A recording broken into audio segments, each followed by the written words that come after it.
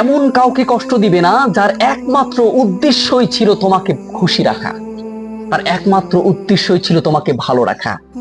এমন কাউকে কখনোই কষ্ট দিবে না যে আপনাকে নিজের সর্বোচ্চ দিয়ে ভালোবেসেছে, আপনাকে ভালো রাখার জন্য চেষ্টা করেছে, নিজের সমস্ত শখ শান্তি বিসর্জন দিয়ে আপনাকে ভালো রেখেছে। আপনি এমন কাউকে কষ্ট দিবেন না। যদি আপনি কষ্ট দেন, তাহলে বিশ্বাস করেন এই কষ্টটার কারণে আপনি আপনার জীবনটা ধ্বংসের মধ্যে ফেলে দিবেন। এই কষ্ট দেওয়ার কারণে আপনি জীবনে বিন্দু মাত্র সুখ পাবেন না, আপনি কোনোদিন সুখ খুঁজে পাবেন না, সুখের কোনো দেখাই পাবেন না, আপনি হৃদয়ে কোনো শান্তি পাবেন না।